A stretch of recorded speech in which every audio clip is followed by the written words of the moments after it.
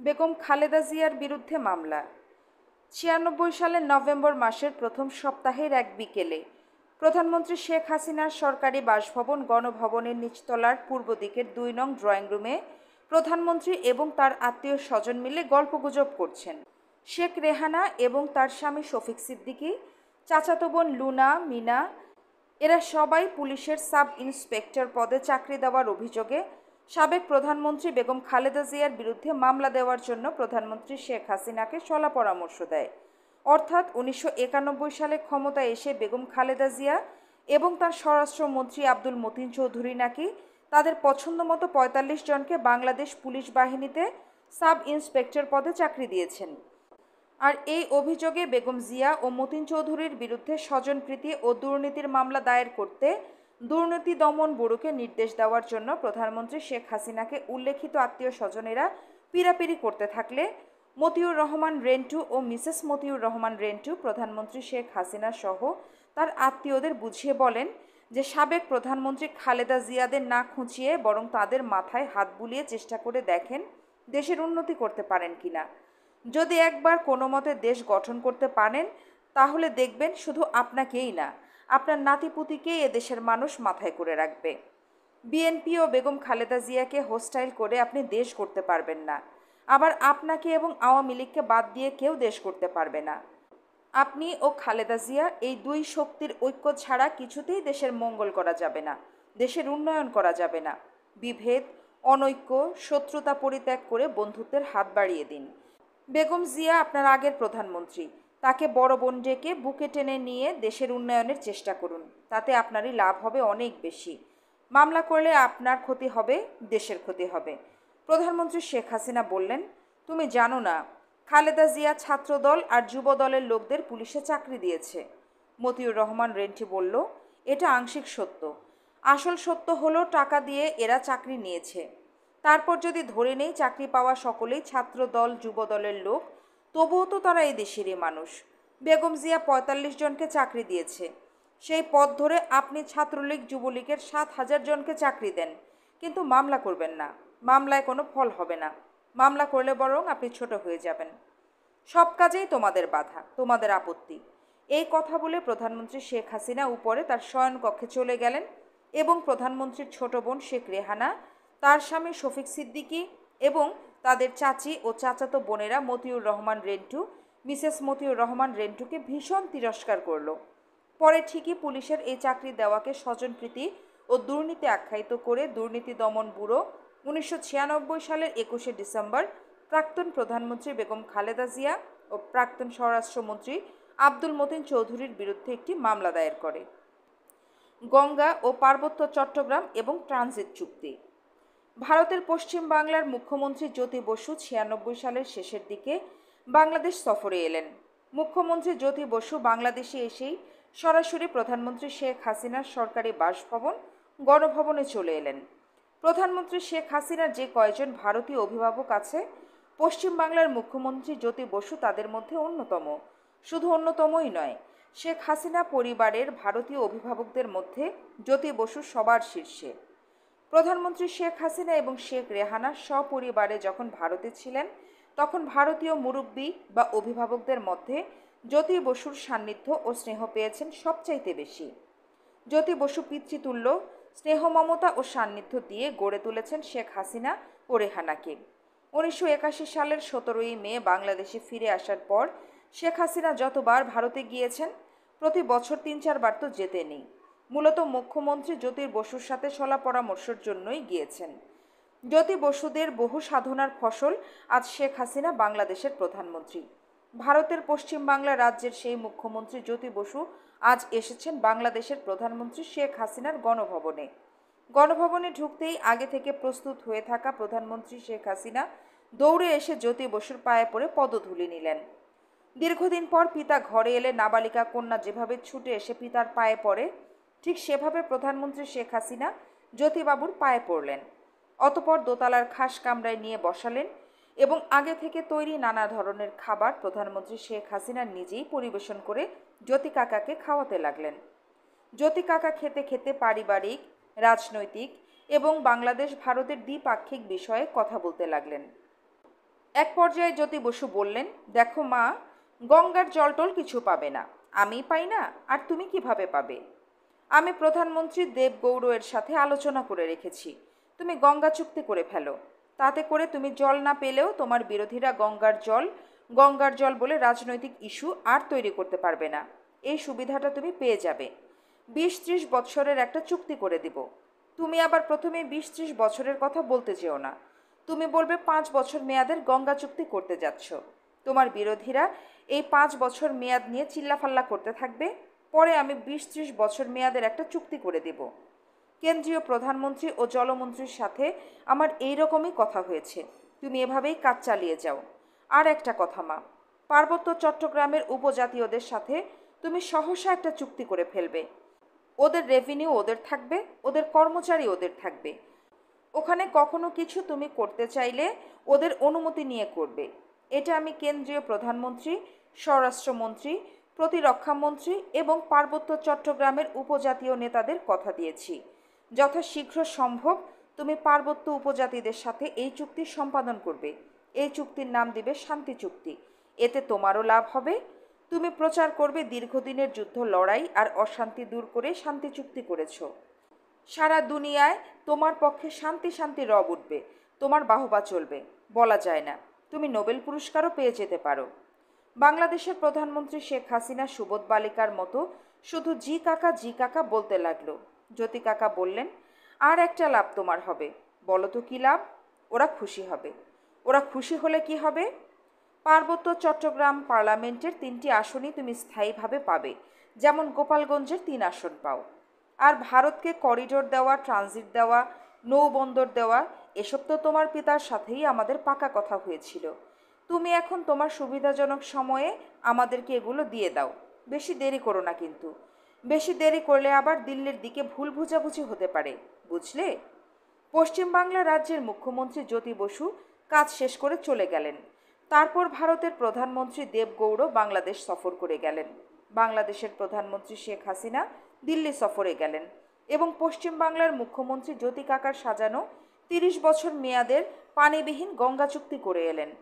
এরপরই প্রধানমন্ত্রী শেখ হাসিনা তার ফুফাতো ভাই মহান জাতীয় সংসদের বকলম চিফ হুইপ মাতাল আবুল হাসনাত আবদুল্লাহকে প্রধান করে পার্বত্য চট্টগ্রাম বিষয়ে কমিটি করলেন এবং জ্যোতিবাবু নীল নকশা অনুযায়ী রাজস্ববিহীন, কর্মচারীবিহীন এবং রাজকর্তৃত্ববিহীন পার্বত্য চট্টগ্রাম শান্তি চুক্তি করলেন। এই শান্তি চুক্তি অনুযায়ী গণপ্রজাতন্ত্রী বাংলাদেশ সরকার পার্বত্য চট্টগ্রামের কোনো ট্যাক্স খাজনা পাবে না এবং ওই অঞ্চলের যাবতীয় খাজনা ট্যাক্স উপজাতিরাই সংগ্রহ করবে ও খরচ করবে। পার্বত্য চট্টগ্রামের স্থানীয় কোনো কর্মচারী গণপ্রজাতন্ত্রী বাংলাদেশ সরকারের কর্মচারী হবে না। উপজাতীয়রাই উপজাতীয়দের মধ্য থেকে ওই সকল কর্মচারীদের নিয়োগ দিবে, পদোন্নতি দিবে এবং বরখাস্ত করবে। পার্বত্য চট্টগ্রামের জলাশয়, ভূমি, বন ইত্যাদি যা কিছু আছে, উপজাতীয়রা যদি অনুমতি না দেয় তাহলে গণপ্রজাতন্ত্রী বাংলাদেশ সরকার অধিগ্রহণ বা কোয়ার করতে পারবে না। ডক্টর মহিউদ্দিন মন্ত্রী। 1996 সালের রমজান মাস।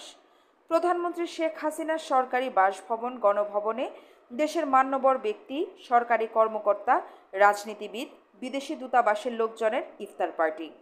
গণভবনের ভেতরের বিশাল মাঠে বিশাল প্যান্ডেল, বিশাল আয়োজন। অধিকাংশ অতিথি এসে গেছেন। এমন সময় ডক্টর কামাল হোসেন তার 2-3 জন সাথী নিয়ে পশ্চিম দিক থেকে প্যান্ডেলের দিকে এগিয়ে আসছেন। প্যান্ডেলের পূর্ব দিকের শেষ প্রান্তে বসে থাকা প্রধানমন্ত্রী শেখ হাসিনা এটা দেখা মাত্র চিৎকার করে ডক্টর কামাল হোসেনের দিকে হাত উঠিয়ে বলে উঠলেন, ওই যে ঘর ভাঙা আসছে, ঘর ভাঙা আসছে। এই ঘর ভাঙাকে দূরে বসা, ঘর ভাঙা যেন আমার কাছে আসতে না পারে, ঘর ভাঙাকে দূরে বসা। এসপি বাহাউদ্দিন নাসিম ডক্টর কামাল হোসেনকে প্যান্ডেলের পশ্চিম পার্শ্বের এক কোণে একটা টেবিলে নিয়ে বসালেন। প্রধানমন্ত্রী শেখ হাসিনা ঘুরে ঘুরে ইফতার পার্টিতে আগত অতিথিদের খোঁজখবর নিচ্ছিলেন, সৌজন্য বিনিময় করছিলেন, কিন্তু ডক্টর কামাল হোসেনের দিকে গেলেন না। প্যান্ডেলের এক টেবিলে অন্যান্য স্টাফদের সাথে মাথা নিচু করে বসে আছেন প্রধানমন্ত্রীর মুখ্য সচিব ডক্টর মহিউদ্দিন খান আলমগীর। প্রধানমন্ত্রী শেখ হাসিনা যখন এদিকে এলেন, ডক্টর মহিউদ্দিন খান আলমগীর খাওয়া ছেড়ে উঠে দাঁড়িয়ে পড়লেন এবং এমনভাবে প্রধানমন্ত্রী শেখ হাসিনাকে সালাম দিলেন যে এটা সালাম না পায়ে হাত দিয়ে কদম বুসি একেবারে ধারে কাছের লোকজন ছাড়া কেউ বুঝতেই পারল না। ইফতার পার্টির অনুষ্ঠান শেষে গণভবনের নিচতলার 5 নম্বর ড্রয়িং রুমে বসে প্রধানমন্ত্রী শেখ হাসিনা ইফতার পার্টিতে আসা তার কয়েকজন আত্মীয়র সাথে আলাপ করতে যেয়ে বললেন, ডক্টর মহিউদ্দিন খান আলমগীরকে মন্ত্রী বানাতে হবে। মোটরসাইকেল আরোহী বলল, মহিউদ্দিন খান আলমগীরকে মন্ত্রী বানাবেন কী জন্য? প্রধানমন্ত্রী শেখ হাসিনা বললেন, আমার ক্ষমতায় আসার পেছনে মহিউদ্দিন খান আলমগীরের অনেক অবদান রয়েছে। মোটরসাইকেল আরোহী বলল, ডক্টর মহিউদ্দিন খান আলমগীর রাজদ্রোহী। মাত্র কিছুদিন আগে সরকারের একজন কর্মকর্তা হয়েও মহিউদ্দিন খান আলমগীর সরকারের সাথে বিদ্রোহ করেছে। তাকে মন্ত্রী করলে তা সরকারের সাথে বিদ্রোহের পুরস্কার হিসাবে পরিগণিত হবে এবং এটা সরকারের সাথে বিদ্রোহের পুরস্কারের উদাহরণ হয়ে থাকবে। আপনার সরকারের অনেক সরকারি কর্মকর্তা আছে যারা আপনাকে পছন্দ করে না। সরকারের সাথে বিদ্রোহের পুরস্কারের এই উদাহরণ হয়ে থাকলে সুযোগ পেলে তারাও আপনার সরকারের সাথে বিদ্রোহ করবে। মহিউদ্দিন খান আলমগীরকে মন্ত্রী করার আগে এই বিষয়টা খেয়ালে রাখতে হবে। আপনি যদি সত্যি মনে করেন আপনার ক্ষমতায় আসার পেছনে মহিউদ্দিন খান আলমগীরের অবদান আছে এবং আপনি তাকে পুরস্কৃত করবেন, তাহলে আগে তাকে চাকরি থেকে অবসর দিয়ে আপনার উপদেষ্টা করেন। সরাসরি মন্ত্রী না করে মন্ত্রীর মর্যাদা দেন। আওয়ামী লীগের প্রেসিডিয়াম মেম্বার করে নেন, পরের টার্মে মন্ত্রী করেন। প্রধানমন্ত্রী শেখ হাসিনা বললেন, আচ্ছা রেন্টু, তুমি কি আমার সরকারি কাজকর্মে বাধা দিতেই থাকবা, না আমাকে কাজ করতে দিবা? না নেত্রী, আমি আপনাকে বাধা দিতে যাব কেন? তাহলে তুমি এত কথা বলছো কেন? আপনি বললেন তাই বললাম। এখানে তো আরও অনেকেই আছে, কই কেউ তো তোমার মতো বাধা দিচ্ছে না, তুমি এত কথা বলছো কেন? আগে থেকেই বলে এসেছি, পুরনো অভ্যাস, তাই বলি। আগে বলেছ তখন আমি শেখ হাসিনা ছিলাম, এখন আমি প্রধানমন্ত্রী। যতদিন আপনার সাথে আছি ভালো মন্দ বলে যাব, শোনা না শোনা, করা না করা আপনার ব্যাপার। এখনও প্রধানমন্ত্রীর ক্ষমতা তো দেখো নাই, দেখবা। এই বলে প্রধানমন্ত্রী শেখ হাসিনা দোতলায় চলে গেলেন। সরকারদ্রোহী ডক্টর মহিউদ্দিন খান আলমগীর মন্ত্রী হলেন।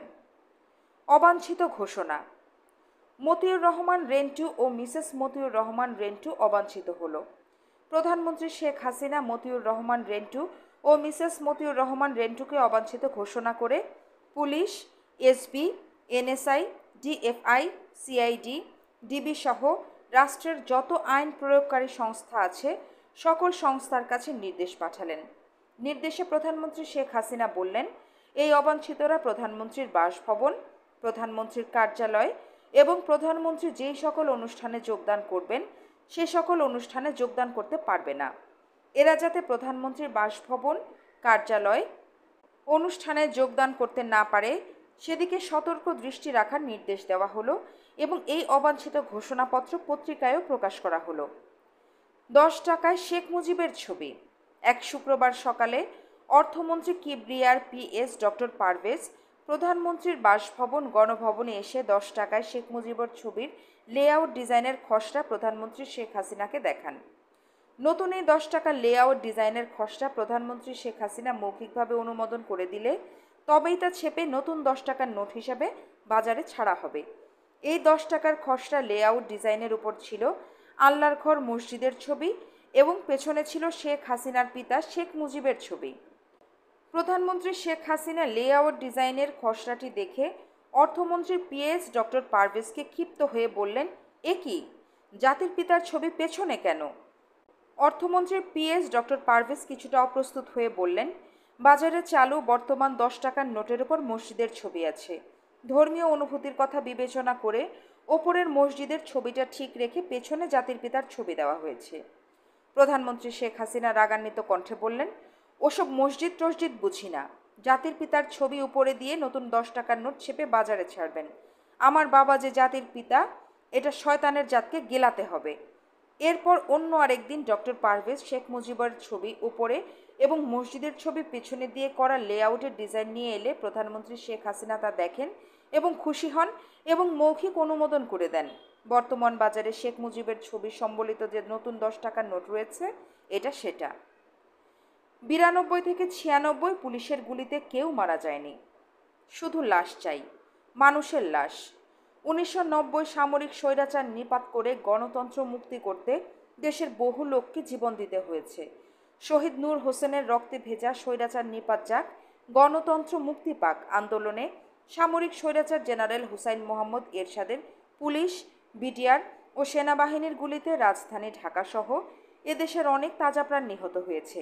কিন্তু 1990 সালে এরশাদের পতনের পর বিচারপতি শাহাবুদ্দিন আহমেদের নির্দলীয় নিরপেক্ষ সরকারের অধীনে পরিচালিত 1991 সালের নির্বাচনে গণতান্ত্রিকভাবে নির্বাচিত বেগম খালেদা জিয়া সরকারের পতন আন্দোলনে রাজধানী ঢাকা শহরে পুলিশ, বিডিআর, সেনাবাহিনীর গুলিতে একজন লোকও নিহত হয়নি।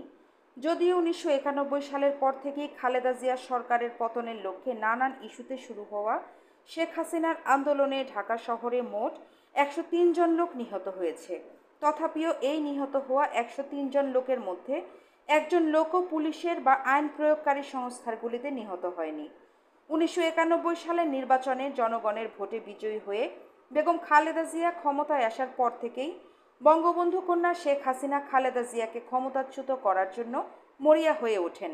কখনো ভ্যাট প্রত্যাহারের আন্দোলন, কখনো সচিবালয় ঘেরাও, কখনো সংসদ ভবন ঘেরাও, কখনো নির্বাচন কমিশন ঘেরাও, কখনো বাজেট বাতিলের দাবি, কখনো প্রধানমন্ত্রীর কার্যালয়ে ঘেরাও ইত্যাদি নানান ইস্যুতে 1992 থেকে শুরু হওয়া এবং 1996 সালের 26শে মার্চ স্বাধীনতা দিবসে তত্ত্বাবধায়ক সরকার বিল পাশ হওয়া পর্যন্ত শেখ হাসিনার সকল আন্দোলন, সংগ্রাম ও হরতালের প্রায় প্রতিটি কর্মসূচিতে 2 জন, 3 জন, 4 জন করে গুলিতে নিহত হয়েছে। এই নিহত হওয়া মানুষেরা কেউই পুলিশ, বিডিআর বা সেনাবাহিনীর গুলিতে নিহত হয়নি। আবার এই নিহত হওয়া 103 জনের সকলেই নামগোত্রহীন, পরিচয়হীন, অজ্ঞাতনামা ব্যক্তি। বঙ্গবন্ধু কন্যা শেখ হাসিনা পরিচালিত খালেদা জিয়া সরকার পতন আন্দোলনে আওয়ামী লীগের পরিচয় বহনকারী একজন কর্মীও নিহত হয়নি। বঙ্গবন্ধু কন্যা শেখ হাসিনা নিহত হওয়া ব্যক্তিদের তার দল আওয়ামী লীগের কর্মী বলে দাবি করলেও নিহতদের নাম পরিচয় খুঁজে পাননি এবং বেগম খালেদা জিয়া সরকার বলেছেন নিহতরা নিরীহ পথচারী। আন্দোলনের সময় নিহত হতভাগা ব্যক্তিরা নিরীহ পথচারী না রাজনৈতিক কর্মী সেটা মুখ্য বিষয় নয়। মুখ্য বিষয় হলো গুলিতে নিহত ব্যক্তিরা পুলিশের গুলিতে নিহত হলো না, বিডিআরের গুলিতে নিহত হলো না, নিহত হলো না সেনাবাহিনীর গুলিতে। তবে কাদের গুলিতে 1992 সাল থেকে 1996 সাল পর্যন্ত কেবল ঢাকা শহরেই 103 জন মানুষ নিহত হলো? হোক না নিহতরা অজ্ঞাত পরিচয়, তবুও নিহত হতভাগারা তো এদেশের মানুষ ছিল। কারা তাদের নির্বিচারে গুলি করে হত্যা করলো? হত্যাকারীরা কারা? কি তাদের পরিচয়? কারা হত্যাকারীদের মানুষ খুন করার জন্য মদত দিল? কারা হত্যার আয়োজন করলো? কার স্বার্থে এতগুলো মানুষ খুন করা হলো? বঙ্গবন্ধু কন্যা শেখ হাসিনার ভাষায় নিহতরা পুলিশের গুলিতে নিহত না হলেও খালেদা জিয়ার বিএনপি সন্ত্রাসীরা নিহতদের গুলি করে খুন করেছে। প্রতিটি আন্দোলন, হরতাল, ঘেরাও কর্মসূচিতেই এভাবে নিরীহ পথচারী মানুষ শেখ হাসিনার ভাষায় বিএনপির সন্ত্রাসীদের গুলিতে নিহত হতে লাগলো। যে কোনো ধরনের কর্মসূচির নির্দিষ্ট দিনের 2-3 দিন আগে ঢাকা শহরের সকল পেশাদারি খুনিদের কাছে মানুষ খুন করার জন্য অগ্রিম টাকা পৌঁছে দেওয়া হতো। পেশাদার খুনিদের বলা হতো, আমাদের আগামী কর্মসূচির নির্দিষ্ট দিনে লাশ চাই, মানুষের লাশ, হোক সে যে কোনো মানুষের, লাশ চাই লাশ। এই হলো অগ্রিম টাকা, বাকি টাকা লাশ দেওয়ার পর। কর্মসূচির নির্দিষ্ট দিনে কর্মসূচির সফলতার দিকে নজর দেওয়া হতো না। গভীর উত্তেজনার সাথে তাকিয়ে থাকা হতো মানুষের লাশ পড়ার সংবাদের দিকে। মানুষের লাশ পড়ার নিশ্চিত সংবাদ না আসা পর্যন্ত বঙ্গবন্ধু কন্যা শেখ হাসিনার পানাহার সম্পূর্ণ বন্ধ থাকত। যতক্ষণ পর্যন্ত মানুষ খুন হওয়ার চূড়ান্ত খবর না আসতো, শেখ হাসিনা শুধুমাত্র চা আর সেই সাথে ফেন্সিডিল ছাড়া অন্য কিছু খেতেন না। শুধু ছটফট করতে থাকতেন। আর এখনও লাশ পড়ল না, এখনও লাশ পড়ল না, এরপর আমি কি করব, কি কর্মসূচি দিব, এসব বলতে থাকতেন। এখনও লাশ পড়ল না বলে উন্মাদিনী পাগলের ন্যায় প্রলাপ বকতে থাকতেন এবং 29 নম্বর রোডের দোতলা নিচতলা পায়চারি করতে থাকতেন। যেই মুহূর্তে মানুষ খুন হওয়া বা লাশের সংবাদ নিয়ে আসা হতো, বঙ্গবন্ধু কন্যা স্বস্তিতে বিছানায় গা এলিয়ে দিয়ে বলতেন, আমার ক্ষুধা লেগেছে, খাবার লাগাও। 1-1.5 ঘন্টা স্বস্তি ও সুখের নিদ্রা শেষে বঙ্গবন্ধু কন্যা শেখ হাসিনা ঘুম থেকে উঠে খাওয়া দাওয়া করে তৈরি হয়ে হাতে রুমাল নিয়ে ঢাকা মেডিকেল হাসপাতালের মর্গে লাশ দেখতে চলে যেতেন। হাসপাতালের মর্গে লাশ দেখে রুমাল চোখে চেপে ধরতেন। ফটো সাংবাদিকেরা ছবি তুলত। লাশ দেখে বঙ্গবন্ধু কন্যা জননেত্রী শেখ হাসিনা অশ্রু সংবরণ করে রাখতে পারলেন না। এই ক্যাপশন দিয়ে সেই ছবি পত্রিকায় ছাপা হতো, সচিবালয় ঘেরাওয়ের এক কর্মসূচির দিনে দুপুর গড়িয়ে 2টো বেজে গেল, কিন্তু লাশ পড়ার কোনো সংবাদ এলো না। এদিকে সেদিকে কত লোক পাঠালেন, কিন্তু লাশের কোনো সংবাদ নেই। বঙ্গবন্ধু কন্যা তীব্র উত্তেজনায় প্রায় উন্মাদ হয়ে প্রলাপ বকতে লাগলেন। সকাল 10টায় সচিবালয় ঘেরাও করার কথা, এখন পর্যন্ত একটি লাশও পড়েনি, পুলিশের টিয়ার গ্যাসও ছোড়েনি। আওয়ামী লীগের কেন্দ্রীয় নেতা, বর্তমানে বাণিজ্যমন্ত্রী তোফায়েল আহমেদ শুধু জাতীয় প্রেস ক্লাবের উল্টা দিকে এনএসআই বিল্ডিংয়ের সামনে বিশাল কড়ই গাছের নিচে দাঁড়িয়ে বাদাম খাচ্ছেন ও পুলিশ অফিসারদের সাথে গল্প করছেন। এদিকে বিজয়নগরে শেখ হাসিনা ও শেখ রেহানার চাইনিজ রেস্টুরেন্ট সুং গার্ডেনের সামনে বসে বসে কর্ন স্যুপ খাচ্ছেন কেন্দ্রীয় নেত্রী, বর্তমান খাদ্যমন্ত্রী মতিয়া চৌধুরী। 29 নম্বর রোডের সরকারি বাসভবনে বিরোধী দলীয় নেত্রী শেখ হাসিনার কাছে সংবাদ এলো, লাশ ফেলার মতো ন্যূনতম কোনো ক্ষেত্রও তৈরি হচ্ছে না, আর তাই লাশ ফেলা যাচ্ছে না। অর্থাৎ খুনিদের মানুষ খুন করতে যে গোলযোগপূর্ণ পরিবেশ সৃষ্টি করতে হয়, তার নিম্নতম পরিবেশও সৃষ্টি হচ্ছে না। শেখ হাসিনা ও তার দল আওয়ামী লীগের আজকের সচিবালয় ঘেরাও কর্মসূচি ব্যর্থ হয়েছে। কোনো রকম গোলযোগ হচ্ছে না, সব কিছু শান্ত ও স্বাভাবিক রয়েছে, ফলে খুনিরা মানুষ খুন করার সুযোগ পাচ্ছে না। এই কথা শুনে বঙ্গবন্ধু কন্যা শেখ হাসিনা বললেন, যাও, দ্রুত যাও, তোফায়েল ভাইয়ের কাছে যাও, মতিয়া চৌধুরীর কাছে যাও, যে আমার কথা বলো, সামান্য একটা কিছু করতে বলো। আজ যদি কিছু না হয়, তাহলে আগামী দিনে কর্মসূচি দেওয়ার কোনো পুঁজি থাকবে না।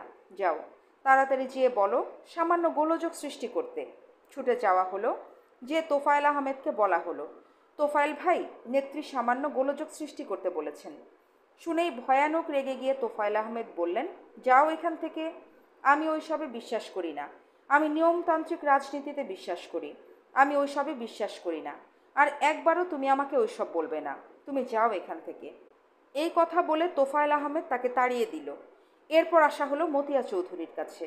মতিয়া চৌধুরী সব শুনে প্রথমে চড়া গলায় বলল, আমি এগুলো পারবো না।